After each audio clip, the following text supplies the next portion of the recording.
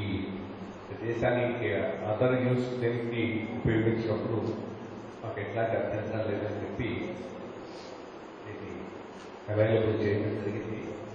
ఇంత అతి కాలంలో ఇంత చక్కగా దీన్ని తీర్చిదిద్ది ఒక నిర్దిష్టమైన పర్పస్తో ఫెసిలిటీస్ ఏర్పాటు చేసుకున్న వాళ్ళను నేను అభినందిస్తున్నాను. బేసిక్గా వేదాల్లో ఎంతైనా అవసరం ఉంది పరిశోధించి. ఇప్పుడు మనం రెండు రకాలు కూడా అవసరం ఉంది. వేదాలను ప్రిజర్వ్ చేయాల్సిన అవసరం ఉంది. జనరేషన్ టు జనరేషన్ శాఖలు అంతరించిపోతున్నాయి. ఉన్నంత వరకు వేదాలను సమగ్రంగా పరిరక్షించుకొని నెక్స్ట్ ఫ్యూచర్ జనరేషన్స్కి ఇవ్వాల్సిన బాధ్యత మన మీద ఉన్నది. అదే రకంగా వేదంలో ఎన్ని రకాల యూస్ఫుల్ థింగ్స్ ఉన్నాయి. ఆయుర్వేదం ఒక పార్ట్ ఆఫ్ వేదం.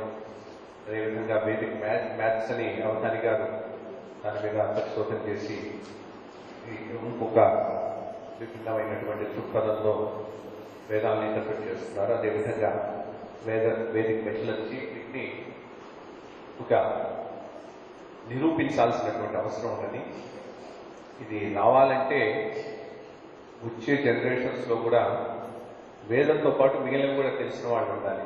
ఈ వేదం తెలుసు అనుకుంటే ఈ పర్స్పెక్టివ్ రాదు. ఈ పర్స్పెక్టివ్ రావడానికి సైన్స్ వేదం తెలిసినటువంటి వాళ్ళ అవసరం కూడా ఎంతైనా ఉన్నది. ప్రొసెప్ట్ ఫ్యూచర్లో మా వేదిక్ స్కూల్స్లో ఇంగ్లీషు, కంప్యూటర్ సైన్సెస్ ఇవి కంపల్సరీగా పెట్టుకుంటున్నాం. సో దట్ ఊరికే బయటకు వచ్చిన తర్వాత